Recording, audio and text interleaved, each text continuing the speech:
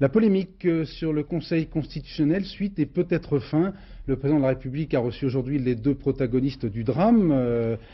Robert Badinter, le président du Conseil constitutionnel ce soir, vous le voyez, qui s'est refusé à tout commentaire. Ce matin, le président avait évoqué cette question avant le Conseil des ministres en compagnie d'Édouard Balladur. Et puis ce soir, l'Élysée vient de publier il y a quelques instants un communiqué estimant, Arlette Chabot, que cette querelle, cette polémique devait être considérée comme close. Oui, effectivement. Alors en intervenant de cette façon, François Mitterrand est tout à fait dans son rôle. D'abord parce qu'évidemment tout ce qui touche à la Constitution et donc au Conseil constitutionnel eh bien, concerne directement le chef de l'État.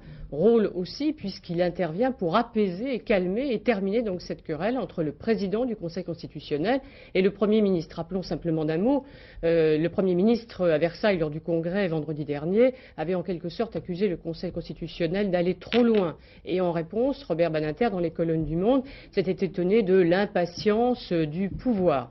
Voilà, donc pour l'instant c'est terminé. Il faut rappeler que c'est la deuxième fois que le président de la République intervient dans une querelle. La première, c'était en 1981, lorsque les socialistes s'étaient indignés contre l'attitude du président d'alors, Roger Frey, ancien ministre du général de Gaulle. Aujourd'hui, vous le rappeliez, il y a eu deux explications courtoises avec Édouard Balladur ce matin, courtoises aussi, évidemment, sans doute, avec Robert Badinter ce soir. Est-ce que ça signifie qu'il n'y aura pas d'autres querelles ?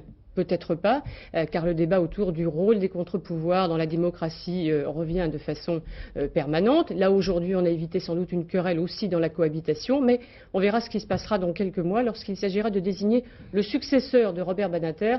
Ce sera quelques semaines avant l'élection présidentielle de 1995.